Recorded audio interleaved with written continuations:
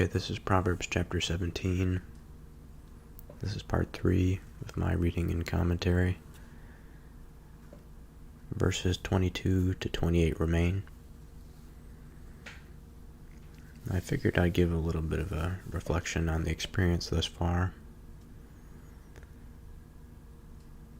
I think it's often important to reorient,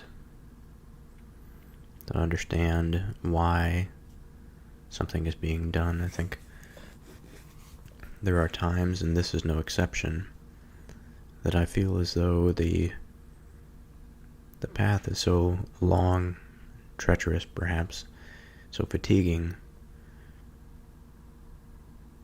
that there is a desire to stop. And I think that that desire for comfort, for security, is the very thing that tempts me to my downfall. That it tempts me off of the path.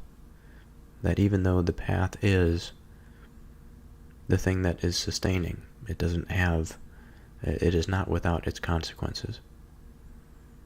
It is not without exhaustion and fatigue.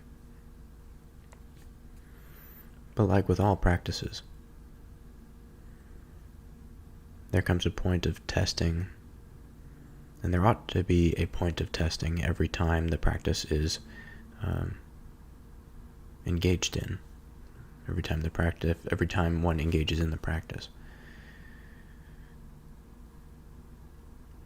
And now I feel myself at that precipice, being pulled by that temptation into a state of satiation, a state in which I don't have to exert my mind to think or to find some pattern, to be prompted into a vast expanse of thinking.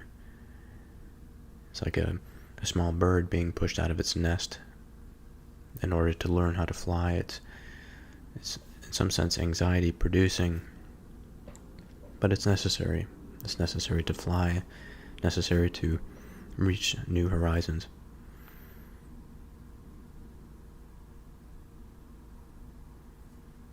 A merry heart does good like a medicine, but a broken spirit dries the bones.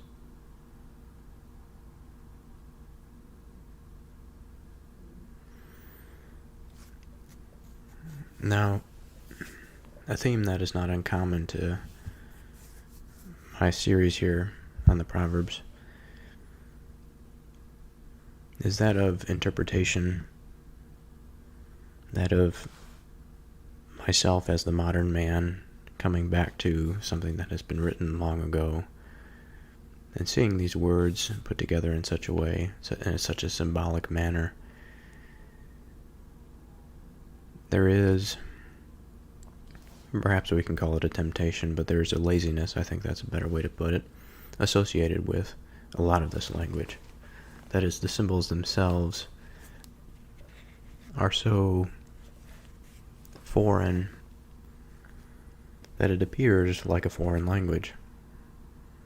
And it's not until I understand the meaning of the words in the way that is intelligible to me that then the verses really begin to show themselves their color and their form.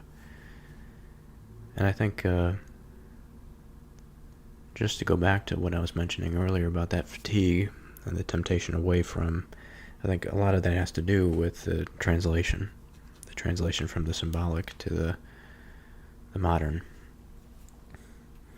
or the postmodern, whatever, the philosophical age we're in, metamodern, whatever.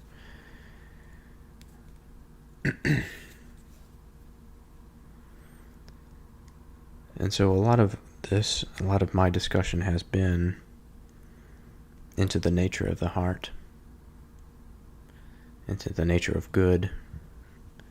It is almost like a Socratic exploration, but by no means to the level of Socrates. It has been a lesson in humility. It has been a lesson in discipline.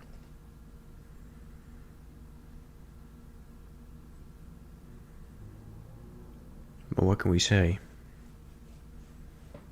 We've done all of this thinking, all of this talking about the nature of the heart. I certainly have one to feel. What does it have to say? What does it prompt me to?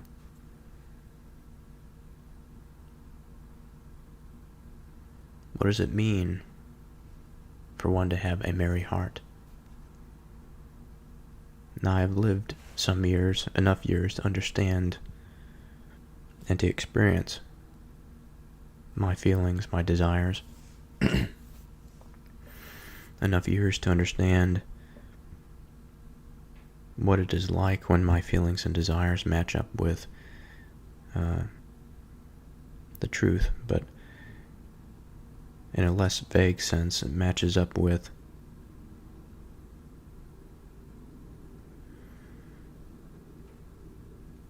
an experience. It matches up well. It complements the experience that I have. And by extension, the feelings that I experience are appropriate to the situation. And that a well-seasoned heart is one that is able to call up the feelings when necessary.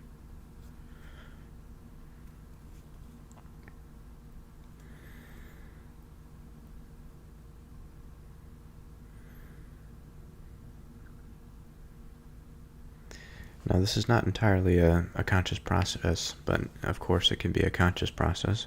It can be prompted by the rational mind, but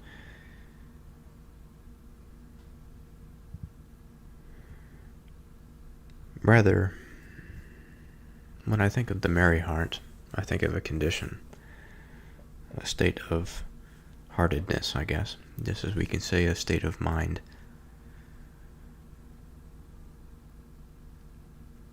It is willful to a degree,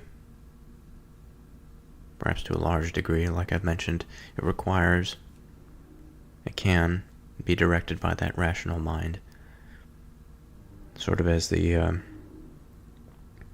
node that conducts the heart into its activity, that prompts it to, even in the state of inattentiveness or exhaustion or fatigue, the mind is always there with its will to say, you know what, this is your life. You have one life to live.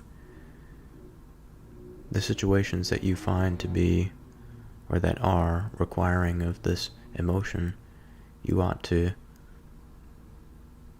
step forward and feel what you ought to feel, so that you can engage more fully with this experience. And I think to a degree this merry heart is both a condition, that is an order or a state, but also a destination. Now, what do I mean by that? Well, I've already described, I think, a bit of it. That is the will of man. Once he accepts what he wants from his life, when I accept what I want for my life, I think it's easier to understand the types of conditions that I would like to be within. That is the general shape of my mind, the general shape of my identity, the general ordering of my life, the state of my life. And of course we have this throughout life, but this indeed changes as we age, as we mature, as we go through experiences. And I'm sort of viewing this merry heart as this condition, both as a desired end state, but also as a condition in and of itself that one can live through within and experience. That this condition, this state of being, has a healing property to it, has a healing quality to it. For to be merry is to be cheerful. It is to be in good spirits. Now I think this interpretation or this language is fundamental to the second half of this verse. So I'd like to stay with this view of the merry as good-spirited, high-spirited. Now, by extension, what can we say of good-spirited or high-spirited? Now, the spirit, thus far, I've described to myself as an essence, that it is like a smoke coming from a fire. It is sort of part of this experience that is the fire. It is the sort of the result of the being that is this this flame that burns off of some source. Now we can experience the smoke from the fire by smelling it without having to obviously be the fire, but we don't have to be in the vicinity of the fire. We don't have to feel its heat. We don't even have to see it. But yet we could still smell it from a distance. And in this way, I think the Spirit is a bit of an analogy. That of us, within the burning flame of our being, of our soul, what we give off, our behavior, our interactions with other people, with the world, our thoughts, these sort of things, I think, rise like smoke from that inner being. And they are perceivable by others. It is perceivable by others, surely. And surely one can understand, even if they are not all that good at reading people or understanding how they might feel in a particular situation, or understanding contextual cues and all the subtleties that go on with interpersonal communication.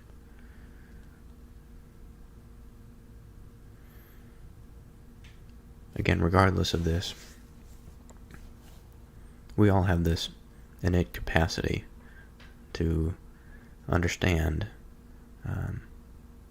a person and their general condition, the general shape of their being at that moment, that is sort of expressed through that layer of the Spirit. Now again, what is merry is a high spirit. Okay, so we have some conception of the Spirit. We have that it is some reflection of the soul. It is a reflection of being. It includes our feelings. It includes our thoughts. It is the integration of a bunch of different, we can say identities, a bunch of different spheres around which we can identify something. That is, the heart is something, the soul is something, the mind is something, the thoughts are something, the rational direction, the will, the self. Perhaps there is overlap between some of these, but in many cases we can define this. We can define and identify things in and of themselves. Of course, we're using symbolic language and not scientific language, but this goes with the territory here.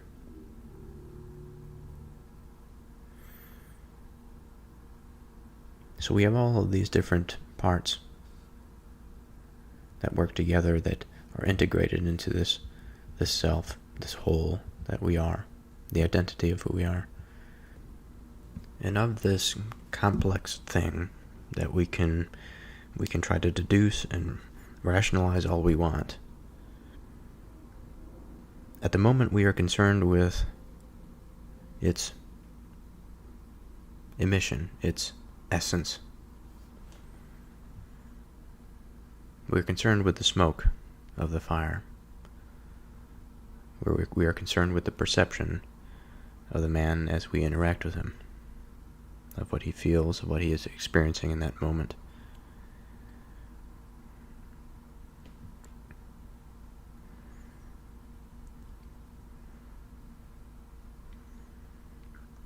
Now, when we say the distinction, when we give the distinction high-spirited, merry, cheerful, perhaps we can say bright, If we just stick for a moment with a couple of these, let's say we use the passageway of the superior and inferior, so the high and the low, for our measurements here. Of the merry, we say high-spirited. And to this we attribute the good. Now what does that mean for the individual? Can we say it's primarily reducible to his feelings, that whatever that thing is, almost an ineffable thing, that is the feeling of goodness? How can we even begin to verbalize what feeling good is? We can make some case about the association with various neurotransmitters, surely. We could break it down to fundamental components, but that wouldn't do us much good. It would be giving us a very basic, like heroin dose. And this sort of heroin dose is not embedded in anything. There's no broader context. There's no holistic big picture. So perhaps we can't say of the good in that way. It may be good to feel that way, certainly. That sort of warmth, not necessarily heroin itself, but just feeling in a similar vein. If we can imagine feeling sort of warm and euphoric, that's nice. That's good. We could say it's good. But again, because it lacks that fundamental quality that I just described about the holistic, the embedded, it can't be the type of good that we're after here. High-spirited. So if we are to be high-spirited, to be merry, and it is to go beyond this base feeling of warmth, of euphoria, that means that that feeling within the heart, and our little mechanistic adjuster that we have used to analogize the different weights that truth places to what one feels, so that when one feels something, it is appropriate to the situation. High-spirited involves this good feeling that we described, but also connected to, bound to, a circumstance, bound to context, bound to relations, bound to one's personal, individual relationship with the world outside of that enclosed space of the mind.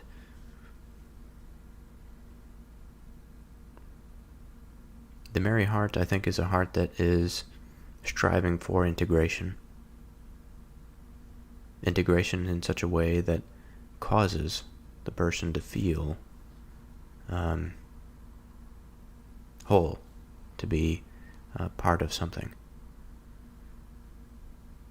to be able to see the bigger picture, to look out across the landscape, be able to identify where they ought to be within that landscape, where they should place themselves in it.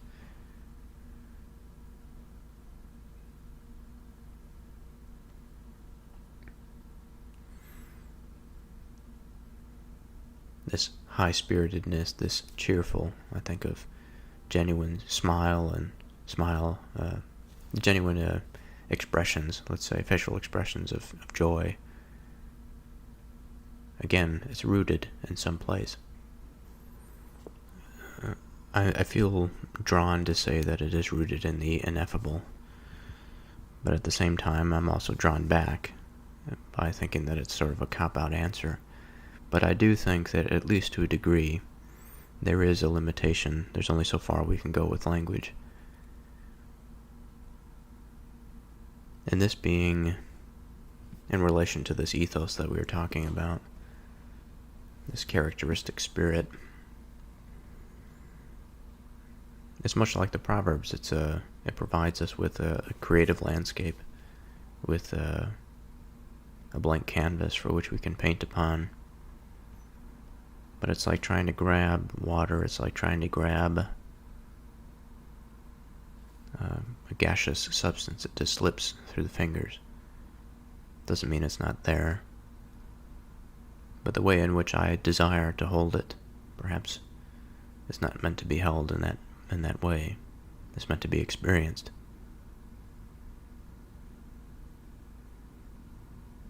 And I think, as far as this practice goes, the practice of reading and verbalization,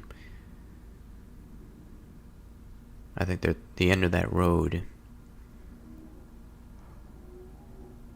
if we find the end of that road, or at least to find ourselves in an offshoot in which we can peer out into something. It doesn't have to be the end of a road. There's no need to be hubristic.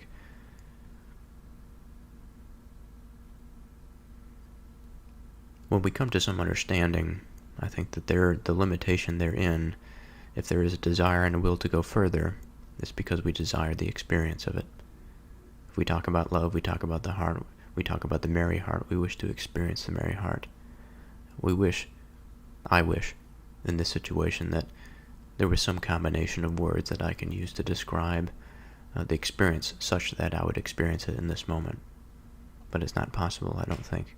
It requires that context, it requires other people, it requires that characteristic.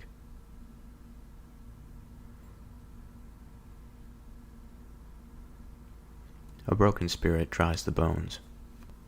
Now, despite what I said, I think we ought to continue. I'm reminded of what I said at the beginning about the temptation off of the path.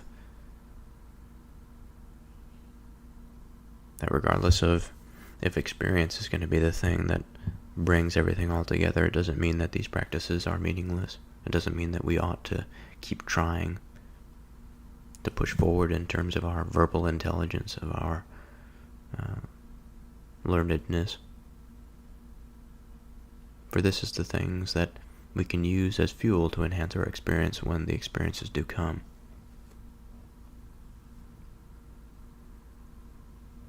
A broken spirit dries the bones.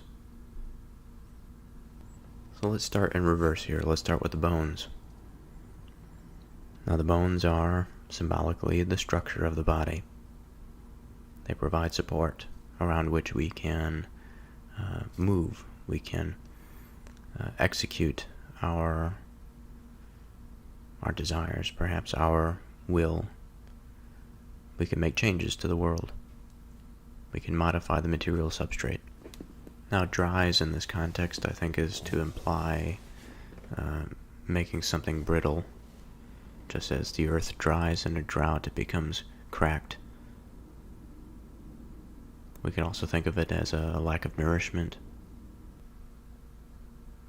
And so in this way, I think we can begin to appreciate this broken spirit, but it is the broken spirit that dries the bones,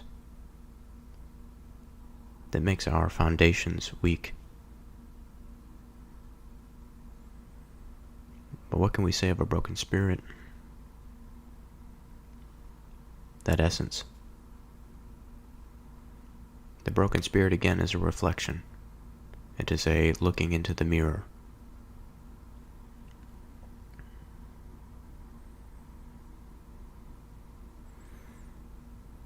It is an insult into the very structure and fabric of the individual, of the being, of the soul, of the identity that is the individual.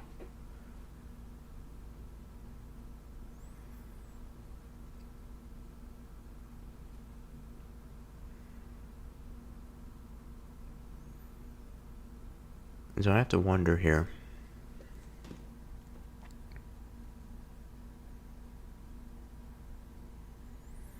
we have a bit of it's not a contradiction. I'm not exactly sure the word for it. But we are observing something from without. That is, without perhaps isn't quite right. It's an extension away from the source. So we have some extension away from the source.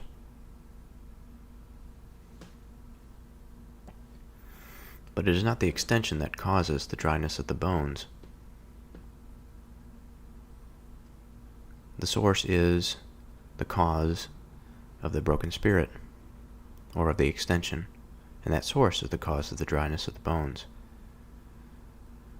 But by extension, perhaps we say it's the same thing. If it's a reflection, if it's looking in the mirror, of course the mirror is not the person, it's the reflection. But surely that observation and that looking into the mirror and seeing what is in front of us is just as illuminating, perhaps, as understanding the source itself. We go through our lives without looking in the mirror. I mean, we could go through our lives without looking in the mirror. Or we understand ourselves independent of understanding, perhaps like we might understand somebody else, a loved one. Perhaps we see their face all the time. There's a strong association with that person, their facial expressions, all this sort of thing. And yet with the understanding of ourselves, we have very little of this. We look in the mirror very little. The way that we are acquainted to ourselves is not through that medium.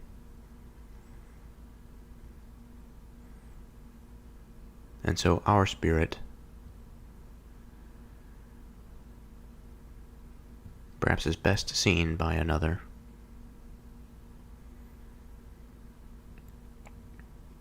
But still, what of it? What of this broken spirit? Okay, fine, so we have some source that is broken from within.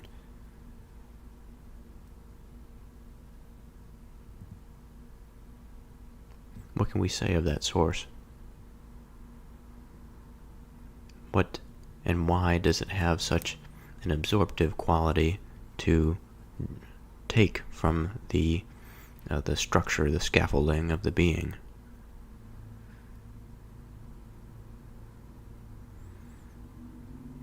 Well, it must be an orientation. It must be this character that we discussed earlier. Just like a merry heart is a sort of a shape that one could embody. I think this broken spirit, the source of this broken spirit, is much the same. It's much similar.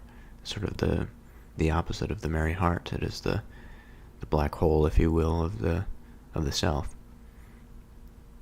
That just continually draws within,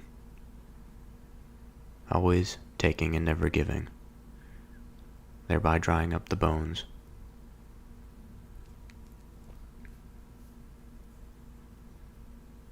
And so I think when I reflect on this for myself, I certainly don't want that. I don't want something that just sucks everything away, sucks everything meaningful into it, every bit and ounce of confidence that I have,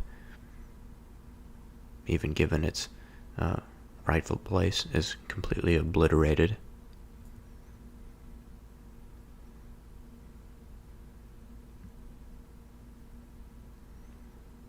It sucks within it the ability to form strong, long-lasting relations. It is self-sabotaging. I think all of these sorts of things are wound up in whatever this thing is that has this potential for breaking. The antagonism to the merry heart. A wicked man takes a gift out of the bosom to pervert the ways of judgment. The verse, I suppose I should say this, that every once in a while in the Proverbs, or perhaps I should say every once in a while my mind picks up on something that occurs in the Proverbs when one verse flips into another, that there is some relation between them. Perhaps sometimes, or perhaps all the time, perhaps I'm only picking up on it sometimes. I don't really know, but it seems that when there is an exploration down into the fundament, into the principles, once there is that interplay, that sort of ping pong, that back and forth, and the discovery within the space, as perhaps we can illustrate by some volume, some space that is darkened, and the way that we come to know it is by feeling around. And I gave that ping pong analogy. Every time the ball hits the wall or the sides, that is an understanding. That's sort of maybe more of a computer way of understanding. But nonetheless,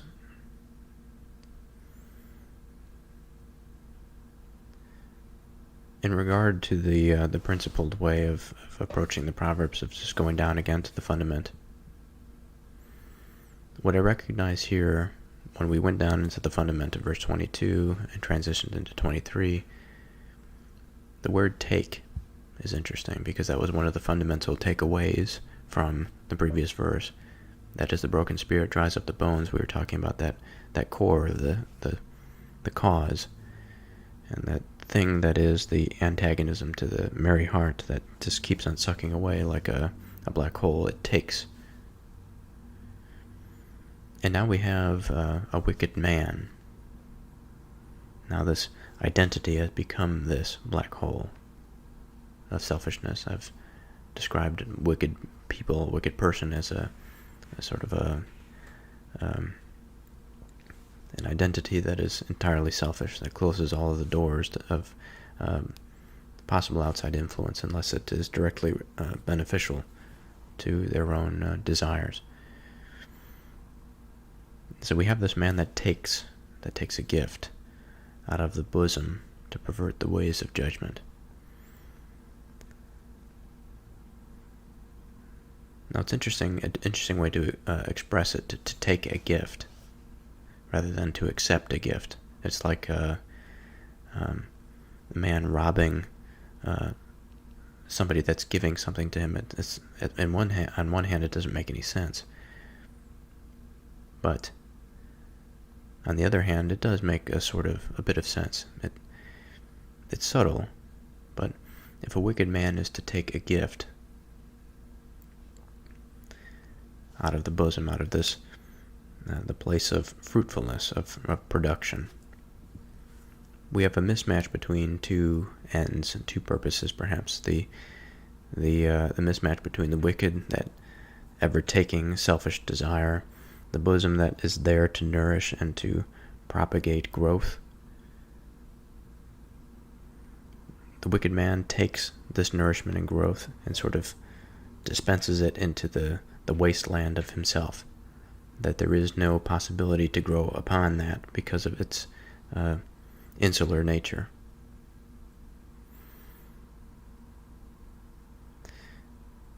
Now, further than that, it goes and it says, to pervert the ways of judgment. Again, a wicked man takes a gift out of the bosom to pervert the ways of judgment. That instead of using the gift of life, the gift of this fruit and nourishment,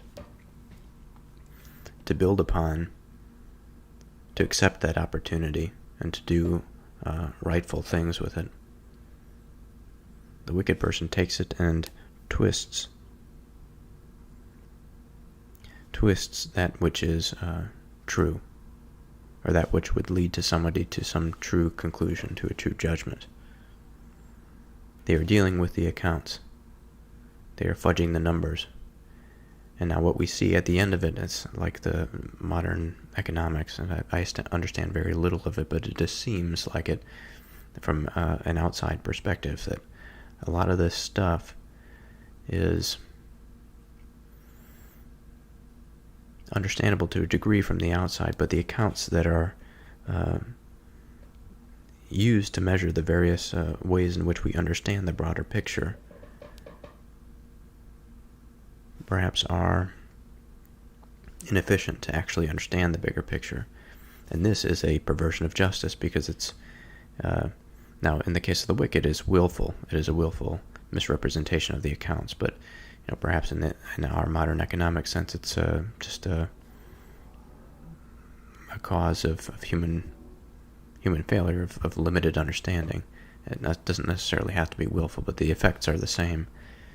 That an improper account is going to lead to an improper judgment, and it's going to lead to a falsehood. And of course, living in a falsehood is going to lead to a society that is operating in like $30 trillion of debt, or whatever the national debt of the United States is at this point. Wisdom is before him that has understanding, but the eyes of a fool are in the ends of the earth. Now I have to take a moment to pause and to say, wisdom and understanding. Again, we are confronted with two very large and powerful symbols, and we are faced with a choice. Either we can approach these symbols, attempt to do them justice, or we can walk past them, gazing at them from a distance. And as I mentioned earlier, the fatigue, as it begins to set in, or perhaps the fog of wakefulness confronts us. That call, that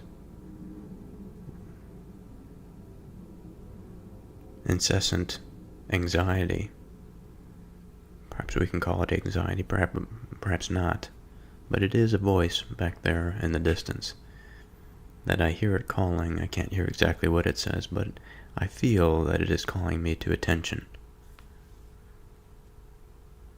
Perhaps like a father in his anger, and of a son of his recognition of some wrongdoing.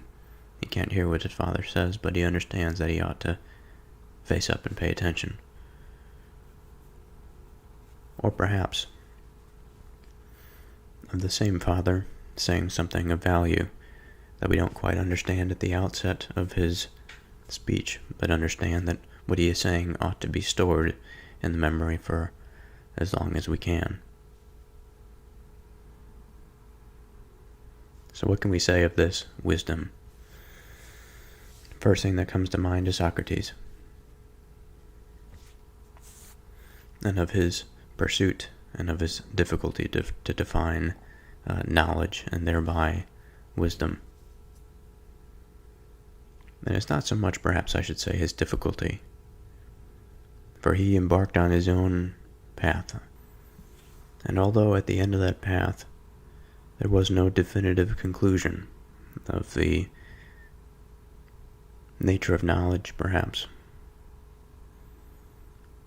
but along that journey there was something additive, and certainly Socrates did well to guide his interlocutor.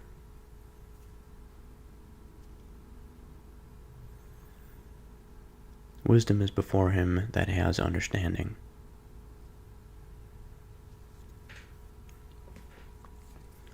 So of this wisdom, I think of the motif of the old man, like Socrates, the bearded man, the man of a stoic face, a stoic expression. We have to wonder, when we see such a situation, such a man, what must he be thinking about? What has led him to that place in life where he is afforded the opportunity of the reflective nature? That is, there's enough substance, there's enough material, there's enough lived experience, and there's enough direction of mind in order to see this reflection and the reverberations within the memory.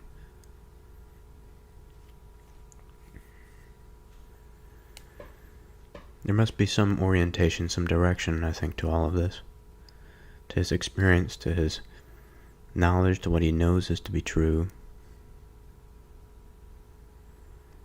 the clarity of his insights.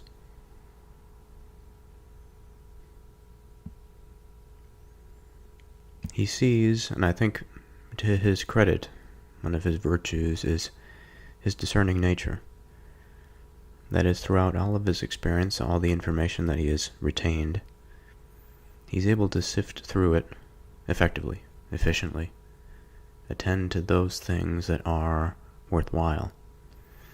Not only attend to those things that are worthwhile, but place them in such an order, in such a way, that illuminates to him something interesting to see, some interesting pattern that he can continually go through, like a seed that has been planted in his life that has grown into a large tree. Now this large thing that is in some sense him, but in some sense beyond him.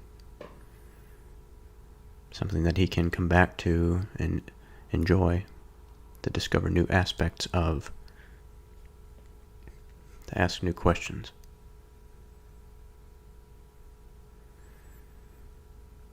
And so this environment of wisdom,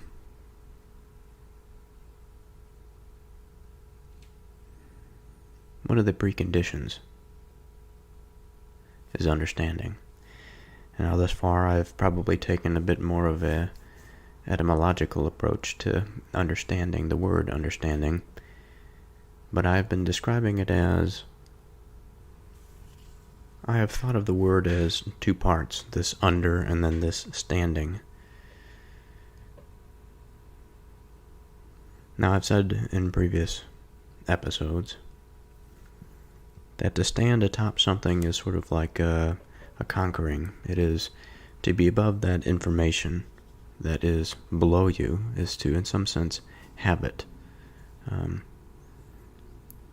As we stand above it, we, in the sense of the ascending of the proverbial staircase, what is understood is the steps that were before. In order to ascend and to move past each step, there must be a process of trial and a process of transformation, of something sacrificed, something given up, in order for that ascension to take place. And in that sense, what is below, what is underneath, is those prior levels in which the individual again was tested and put through some transformational experience that chose the path of ascent rather than that of stagnation or descent. Now we can also say that this word understanding comes from the Old English, understandin', in which the under aspect indicates among or between, and standin', to stand or to be situated. And so we have this word, of this Old English word, to stand among, to stand between.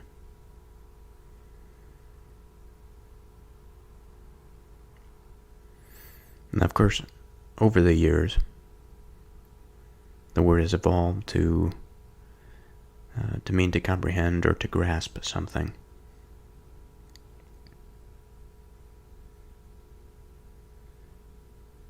And this grasping, this comprehension, the insight, has stayed with us. And I think both the sort of literal interpretation that I offer, along with the Old English interpretation that predates the 11th century, I think they both hint at this in a similar direction.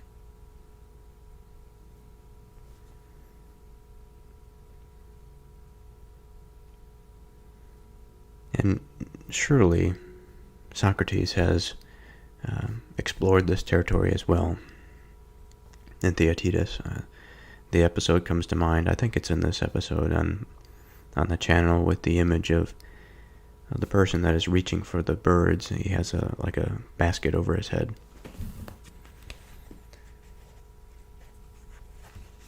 And now the birds are a symbol of his memory, we can say. And there's an interesting contrast between what is had, what is grasped, and sort of what is remembered. You have this interplay between a few different things here. Memory as this complex aviary, including the birds that have been left in there, that we have hunted and caught in our everyday experience. Some of these bits of information that represent these birds can be true, some could be false. But regardless, as we go back into that aviary and we grasp that bird and we bring it to us, the change in condition from the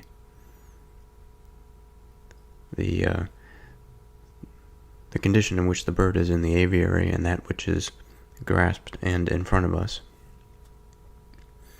are two different things.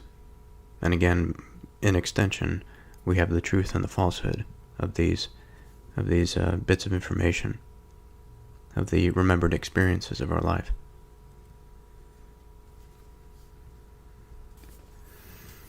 But not to get too off track here, understanding. It is the hinting at the grasping of something that is known, the holding, the sort of tangibility of that which is seemingly intangible. Perhaps something that was experienced in the world and was stored in our minds and in our memory, and is now when we choose to call it back, we go through this aviary, and once again we hold it, we grasp it.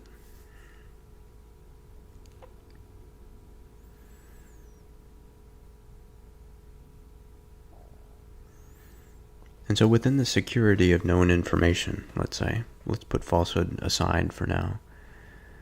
Perhaps we can say, without denying the false birds within this aviary, we can say that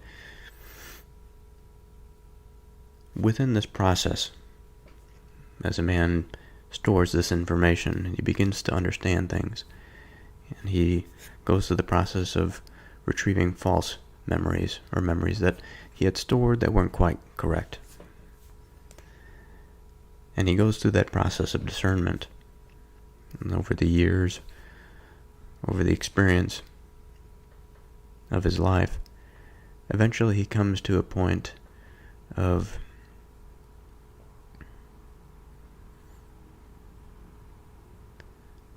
perhaps what we can consider a practitioner of understanding. And I think that this is at the doorstep of wisdom.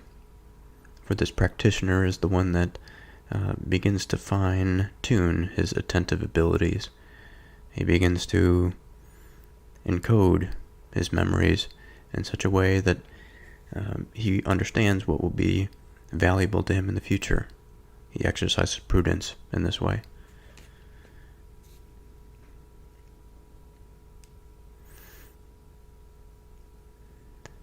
And so in this way, wisdom, as it says in the verse, is before him that has understanding.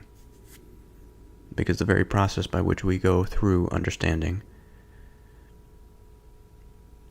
brings, or we are drawn nearer to that of wisdom. And the one that commits to this, that puts understanding into some pious practice, is the one I think that we see, perhaps on the park bench, perhaps with a long beard, perhaps not, but with the stoic face, thinking about something, seemingly lost within his thoughts, sifting through that aviary. But the eyes of a fool are in the ends of the earth. The eyes of a fool. This is hinting at perception, which we hinted at with the wise man and his attentive ability. His procedure for understanding is discernment, sifting through memories, sifting through experience, paying attention to what will, again, be useful in the future, recognizing the salience.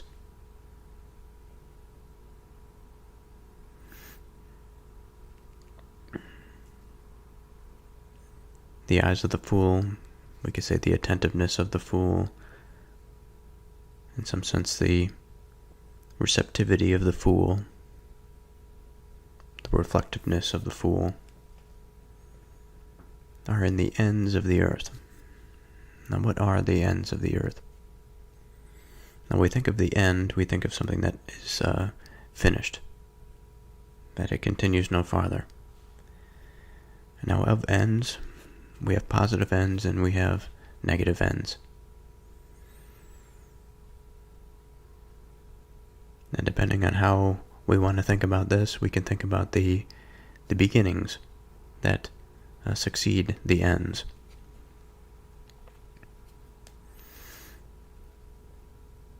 Now, the ends of the earth, I think of two things. I think of the temporal end, that we can consider, perhaps even in two ways, as worldly or time-oriented, specific to the experience of man.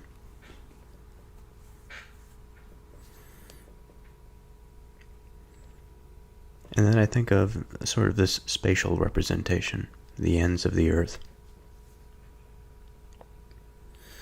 And what comes to mind here in this analogy is Herodotus and his understanding and his histories of the map of the world.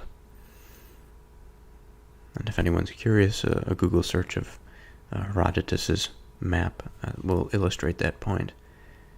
We will understand what a man 500 some BC, one of the fathers of history, understood about his day.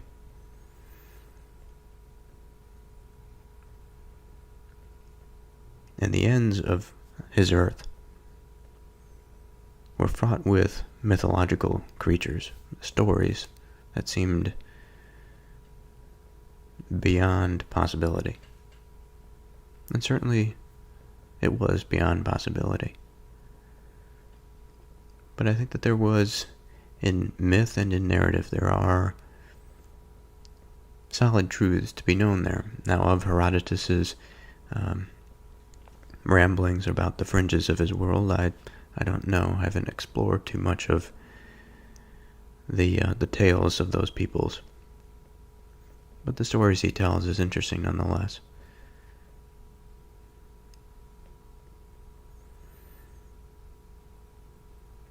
So now we have two things.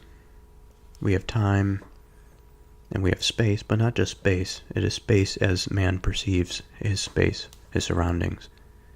And at the edges of his intelligible sphere, we have that darkness that is surrounded by this strangeness. And this strangeness is, we know that there is something there. There is truth to be had there, but we don't quite know it. We only know things that we've heard secondhand. Things are perhaps fantastic, as things perhaps ought to be when they are new and unexplored, or unfamiliar. And so I think in this way rest the eyes of the fool. The fool is by nature this type of individual that is at the fringes in their own understanding. Their intelligibility is fairly weak. And when they look out into a dim world. They aren't much concerned about the broader picture, as Herodotus perhaps. And by our standards, by our understanding of the world and of people today, Herodotus and his understanding can, to a degree, look a bit foolish, and I don't want to be disrespectful. But through this analogy, I think we can appreciate the experience of discovery, what it means to come to understand something, and to be uncertain about that which lies beyond certainty or perceived certainty.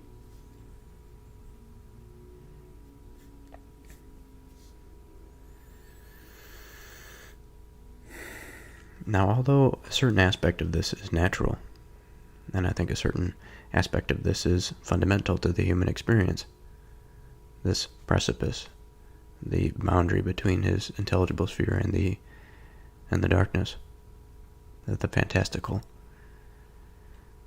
I think that there's a distinction in that the fool uses this unknown for deceptive purposes, or he uses it to justify his own ignorance, his own light behavior, that there is no solid rooting to the foolish person, that it's silly, imprudent. A foolish son is a grief to his father, and bitterness to her that bore him.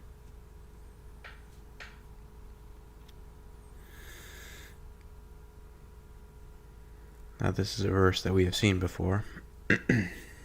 Repetition often the highlighter of important information, the expression, the punctuation of a particularly important point. Now here I imagine in my mind a possibility. I see a man as he lives in the contemporary era, and before him lies an ever expansive line of his replication. And as it moves into the future, they become less and less vivid. Perhaps they become more and more obscure as the generations move out.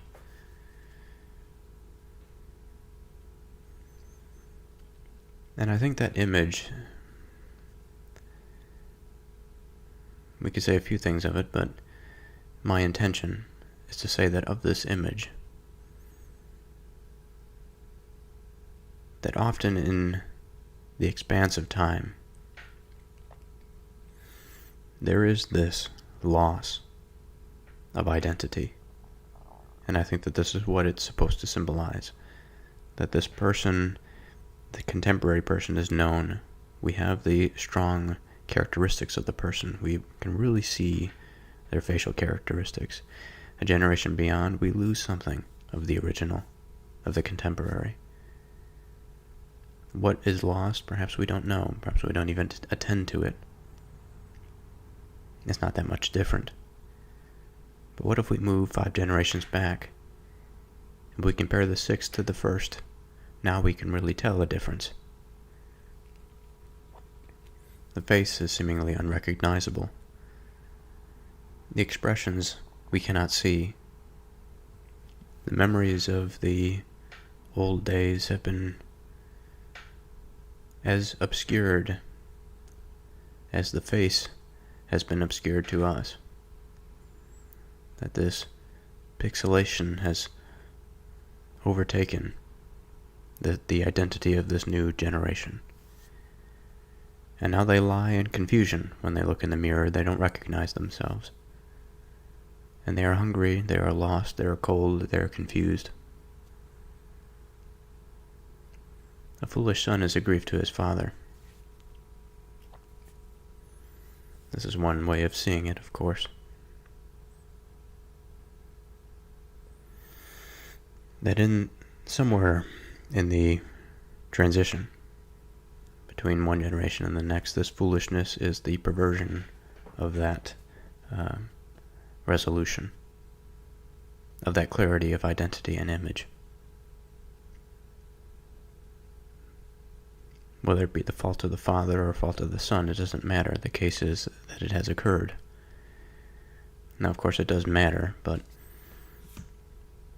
in terms of the result, it is the same.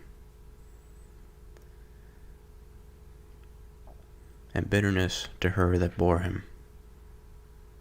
And so why would it be bitter? And what can we say of bitterness in our experience? Certainly an unpleasant thing to taste something that is bitter. Wish not to consume it anymore. Perhaps of a fruit that is not ripe.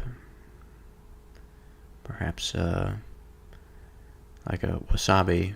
I'm not sure if we can consider that bitter, but it certainly has a degree of this of the quality of bitterness to it. It has a sense of sharpness and pungentness to its taste. It's sour.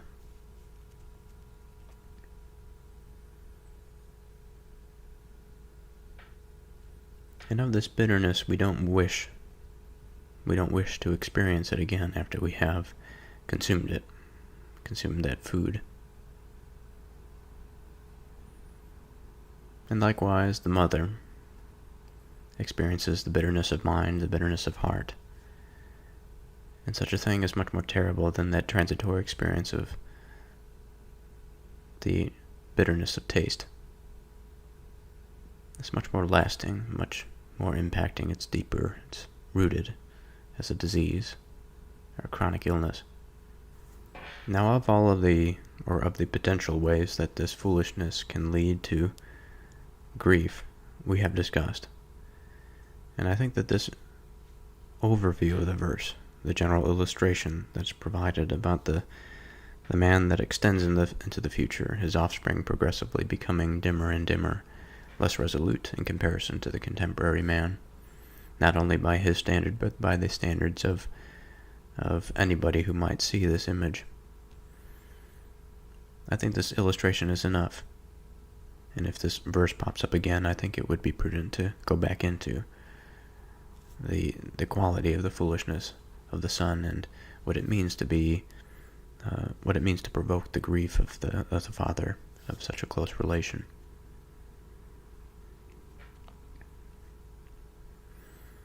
Also, to punish the just is not good, nor to strike princes for equity. Certainly a verse for the modern day, the key word there being equity. Certainly in certain circles within the American culture today, it is a drawn out point that our culture has gone too far in terms of this equity. Now, this verse itself, fairly straightforward.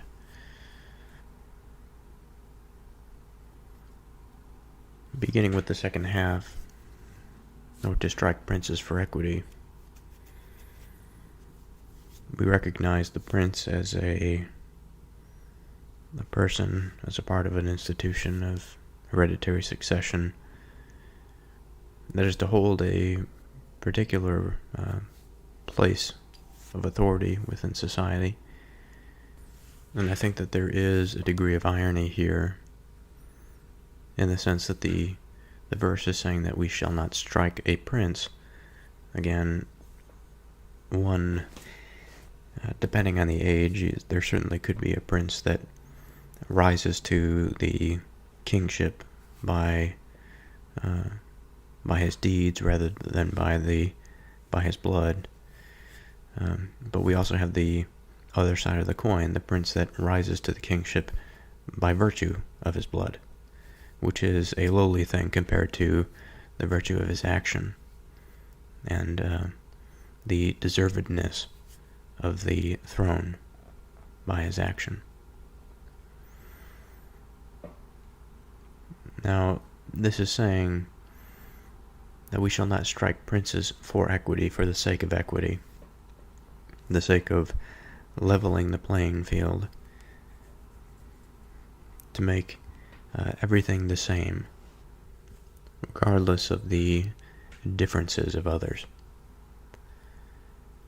And I think that this is a fairly complex matter. Although this verse is fairly straightforward, the distinction between the equity and perhaps the other quality, the other path that a prince might come to power. Let's just assume for the sake of argument that since we began this verse, or the verse began with to punish the just is not good, let's just assume by good faith that this prince is in a particular culture, in a particular place by which he is able to ascend that noble rank by his deeds rather than by by birth. Now, of course, there's going to be a degree of hereditary succession that plays there because he is prince by virtue of his birth. But within that class of people, we will assume that this person is able to ascend by virtue of his deeds. Now, giving that assumption, and we say that this is better than something like equity, again, the thing that denies differences. And the interesting principle here is that we choose to accept the variation and the differences in individuals rather than have some artificial way in which we mitigate those differences. Both involve a recognition of differences, because if you didn't recognize the differences, you wouldn't be able to mitigate them in the case of equity. But the interesting thing is the ethical point. Is it just to recognize the differences between individuals only to artificially prop some up and detract from others? Certainly differences can be positive or negative depending on the person relative to another.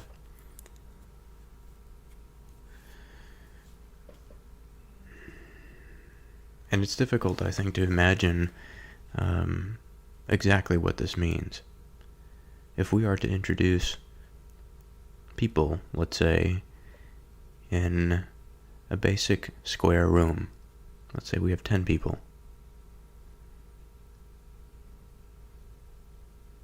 Now it's easy to go down the path of ability in terms of their usefulness. And I think perhaps we should go down that path if we are to be considering a civilization, if we are going to be thinking about the success of a particular people, a particular tribe. A small group of people doesn't have to be a tribe, it could be a small town, whatever it might be. There are certain qualities that lead to the success of a town, of a tribe, of a society.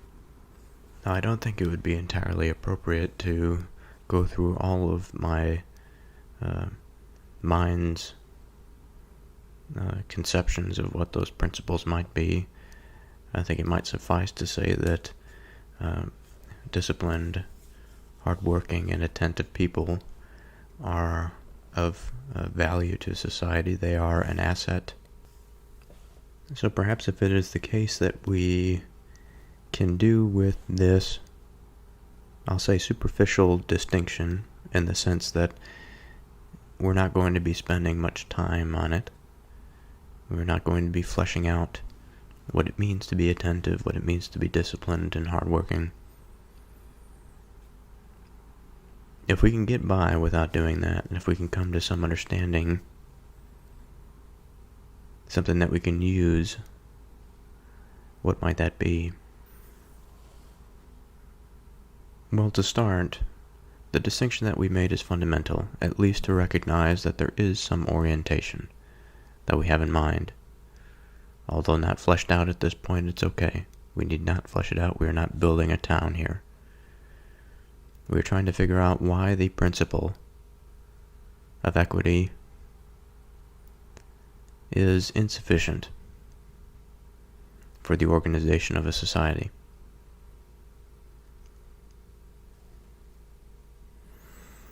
Now, before I continue, I should mention, before I lose this thought, that to strike princes is, in essence, to strike at a layer or at a social level in a society. Now, what do I mean by that? Well, let's take the various classes of any society, whether it's a rigid hierarchical society or a free-flowing society. In both instances, there will be these social hierarchies. They organize themselves naturally. Or they may organize themselves, in the case of the rigid hierarchies, in ways that are artificial. They are not much better than this equity principle, as we will begin to flesh out. But they do recognize, at the very least, that is, these rigid hierarchical societies, that the structure of society will turn out this way. And so whether caste or, again, free-flowing, democratic, republican, we will have our servants and our slave class. We'll have our peasants and our low-skilled laborers. We'll have our skilled artisans and our craftsmen, our manufacturers, our engineers. We will have our scribes. We can say our learned people, our people of the academy. We will have our organizationalists, our entrepreneurs. And then we will have our leaders, and perhaps these two classes interchange with one another, but the entrepreneurial exploratory spirit is that which sort of flows around society to gather together.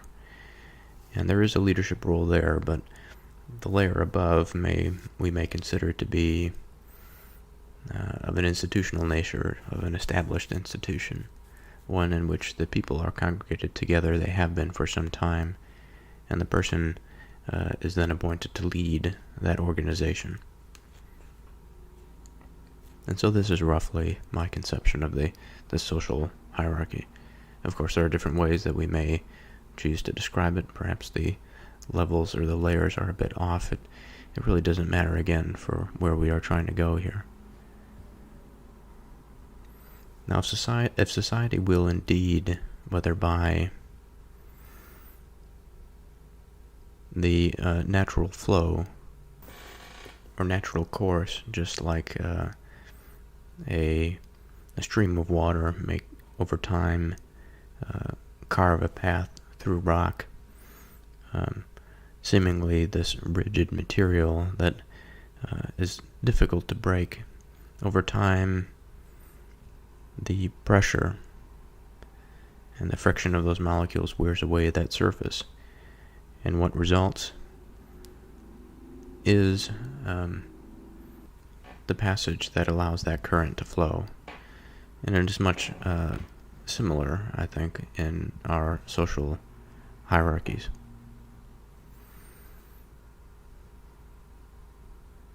And I say this with reference to individuals' abilities. Now, there will be people that will be, just by,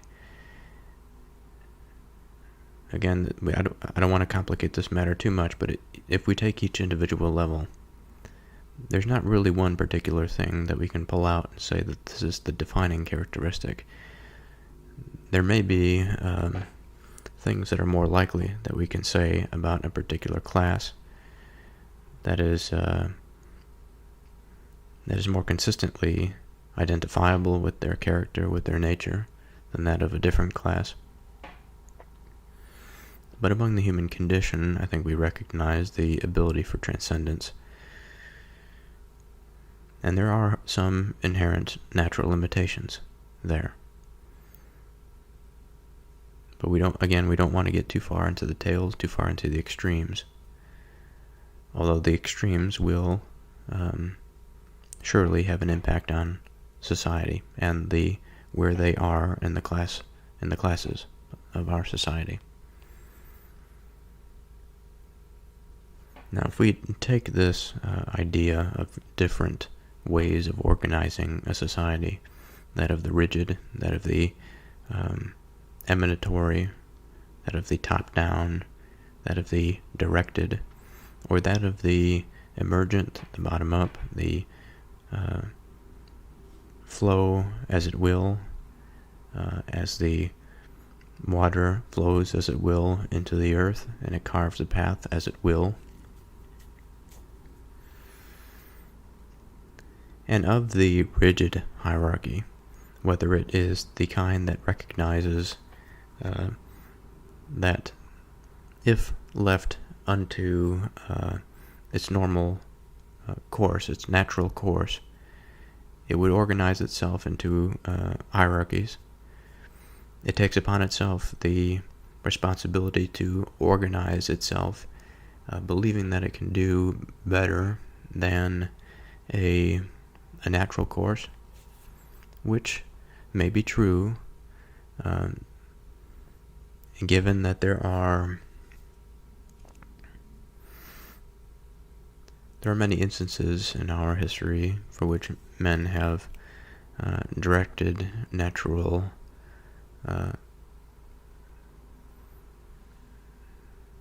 phenomena, natural things. Let's say a river, have redirected them, have dammed them for agricultural purposes, for the proliferation of their society. Man's direction isn't inherently sinful, but just as with the free-flowing spirit, it can certainly find itself in disadvantageous positions. It may flow into a realm that is unproductive.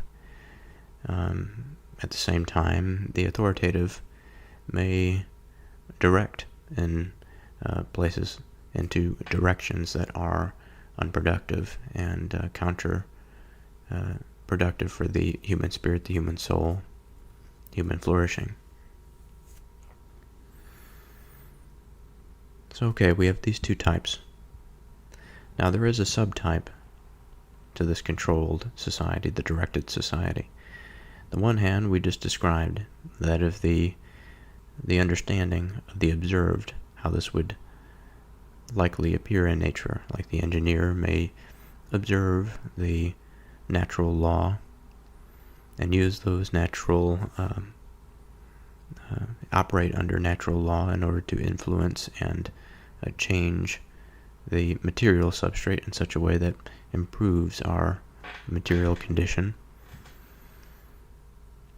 On the other hand, we have that of perhaps a more contemporary sort, that is the kind of equity that wishes to deny the natural course, and thereby saying, we want to direct, but we do not accept that natural hierarchy. But it is artificial, because inevitably they may desire this true equality among all individuals. But by believing that they will reach this endpoint of pure equality among individuals, they will organize themselves into a tyrannical hierarchy, in which the people at the top will be the adjusters, just as we have discussed many times of this internal adjuster that every man has within his heart. That is this thing in which that can be fine-tuned, that every heart has its current state of tuning, and at the different rungs, at the different strings perhaps of the heart, this little mechanistic adjuster will go around adjusting various weights, and these various weights will give us emotion during particular events. It'll prompt us to behavior in particular ways. And in this way we use the heart as this emotional filter for life. And the more we are in tune with the appropriate ways of feeling and acting, given a particular set of issues or set of situations, the more we could say that we are upright, upstanding, the more in line with that heavenly way, the righteous path. Now, in this manner, the adjuster of the society, that is man, certainly a problem much beyond his capacity. And in such societies, the organization required to maintain such a directed purpose really is unfit for the direction of many, and it requires a small concentrated group, small concentrated class, to level all of the classes beneath them. And in such a way, there is such profound tyranny, destruction, and death that this form of equity, or that this, I should just say equity in general, is antagonistic to man's striving. And this further point about the desire for even those of the upper class to think that in the future they will somehow absorb themselves into the masses. This, of course, will be impossible. For if they absorb themselves into the masses, the hierarchies would reemerge. The hierarchies would emerge in such a way that would be either free-flowing, in the case of the sacrifice of the upperclassmen, of their authority. Given the sacrifice of that authority, it would become a free-flowing society. In the case of the corruption and the distribution therein of that authority, it would reemerge as some oligarchy or quasi-aristocracy, perhaps, and the rigidity would return.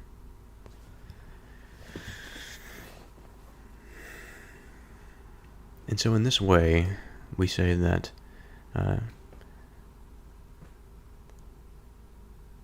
to strike princes for equity is not a good thing. Now, how can we find this in relation to the first part of this verse?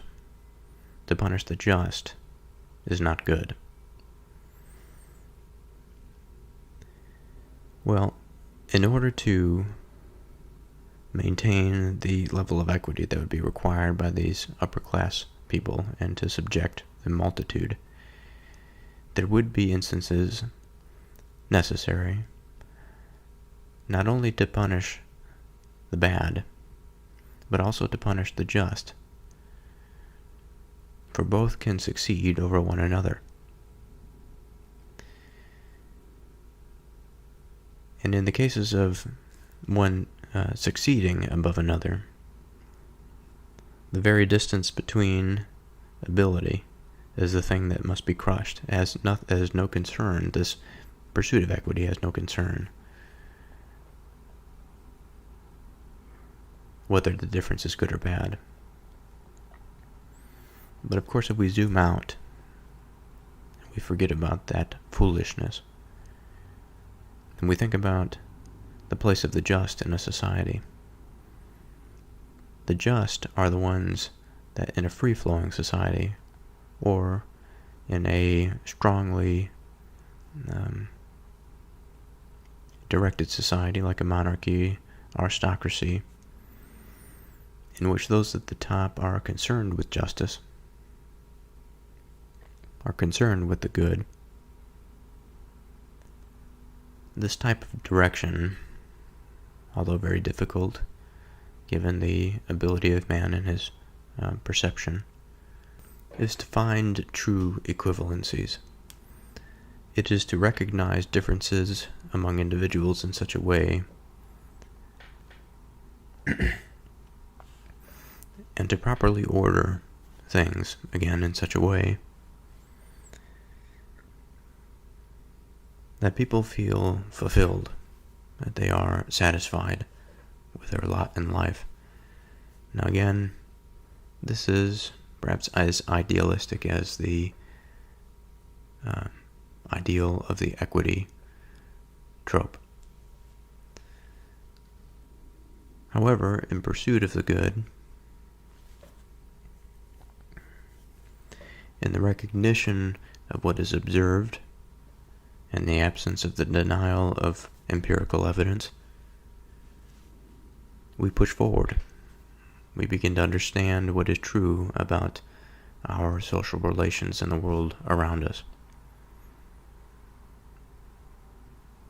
One of the great gifts of human reason is that scientific process of testing, of hypothesizing, of reflection, of analyzing. Of course, with anything, there is difficulty, there is risk of corruption. But just because things are difficult and things are easily corrupted doesn't mean that everything is relative, and doesn't mean that there is no correct way, there is no right way to do things. The commitment to that right and that justness is probably the first fundamental of every man and of every society. That the institutions are geared towards justice and truth.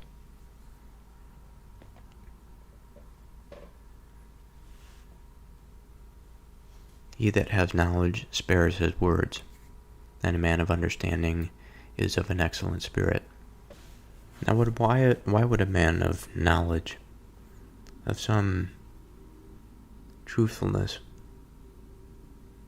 spare his words?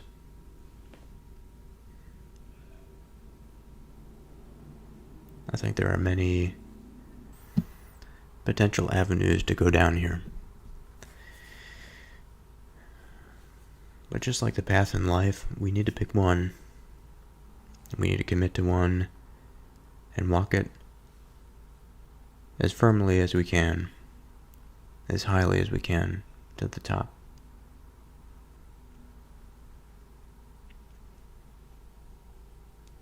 And so in the interest and the spirit of this, the first part of this verse, he that has knowledge bears his words, what is beginning to form in my mind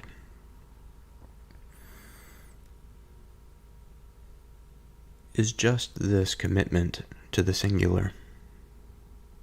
Commitment to the singular within the multitude.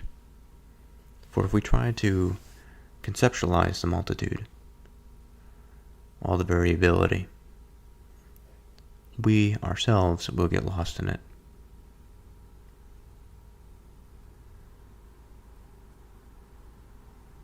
Now, exactly how this would lead to some condition different than the sparing of words, I'm not sure. Certainly a person that is confused may be just as sparing of his words as a person that is certain. But at the very least, within the sparing nature, within the acceptance of one or a few, we were able to attend more effectively, since there is more time and there is less separation of attention that can be devoted on this one thing.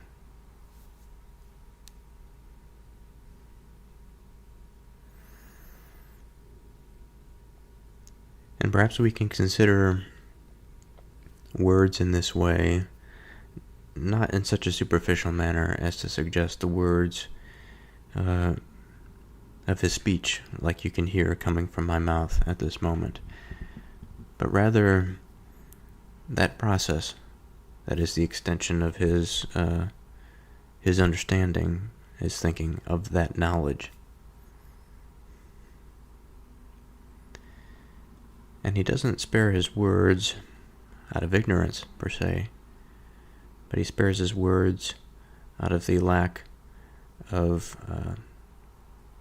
the desire to be arrogant, to say something that he does not know.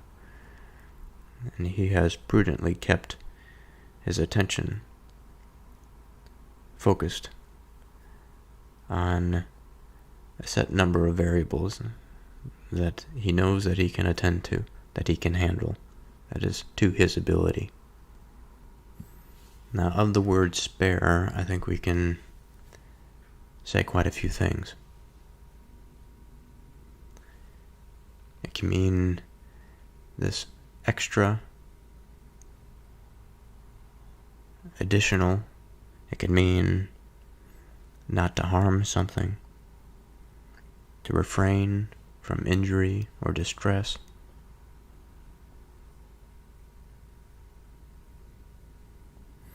It can mean to give. It can mean to be frugal. And I think it is within this last definition, to be frugal, that our meaning rests. That it is a degree of simplicity. It is a sparing.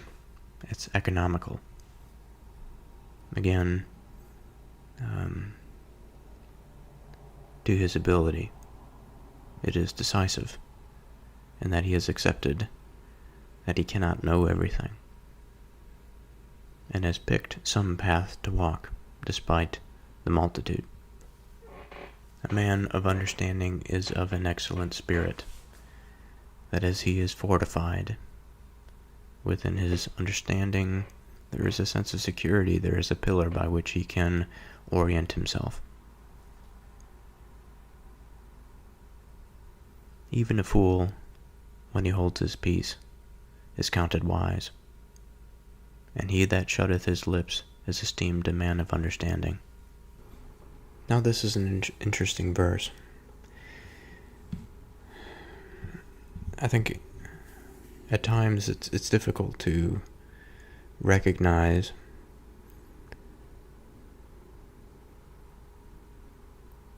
in the case of a potential contradiction how something can be true. And now when I read, even a fool, when he holds his peace, is counted wise, a fool and wisdom don't seem to go together. For what would make him wise would be the abolition of his foolishness. But this verse is interesting in the following manner. That if it were even a fool is counted as wise, of course it wouldn't make sense. It would be completely contradictory. But this abolition that I had mentioned, that there has to be some quality of transcendence of that foolishness, perhaps not entirely, but enough to be put on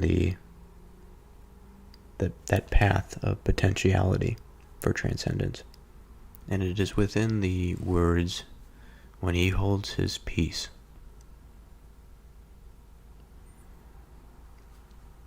Now it's subtlety here, this holding of the peace. What does it mean to hold the peace? Now peace, we can say that there is a certain tranquility. There's a freedom from something.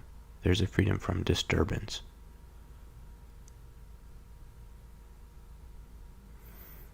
And so in this way, there is this abolition, the freedom from something, from a certain type of tyranny, the tyranny of disturbance.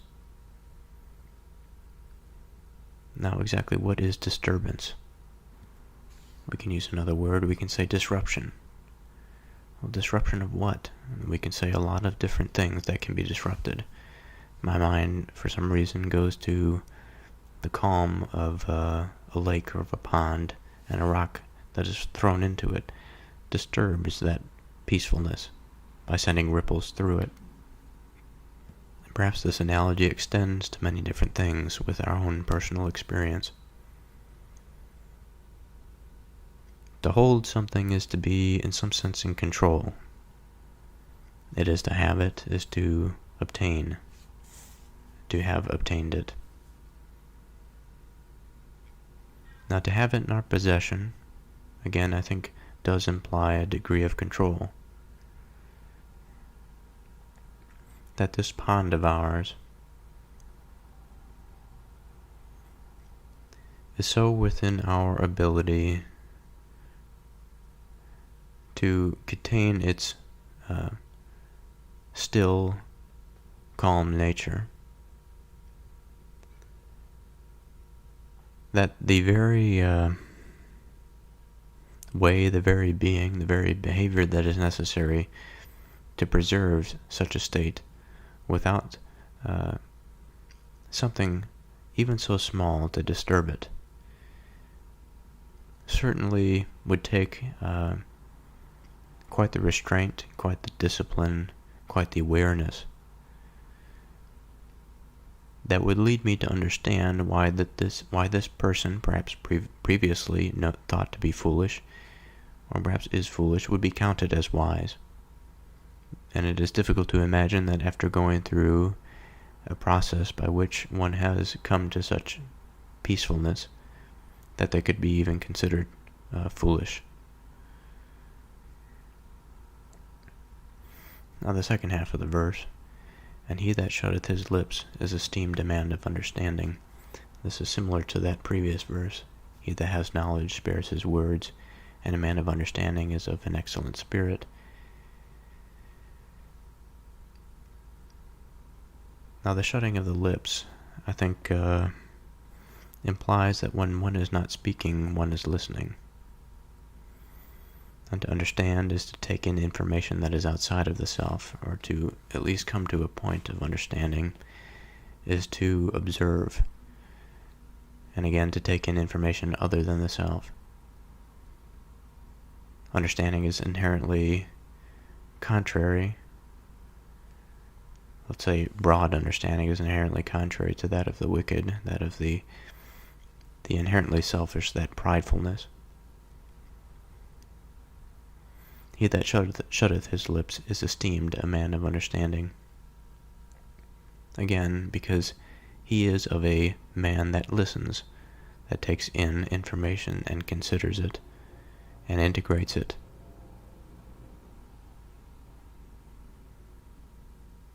His speech, which we can perhaps analogize to his own inner desires, is put on hold for the interest of something that is beyond him. And that is what rises him, that is what is the esteeming factor, and makes him a man of understanding.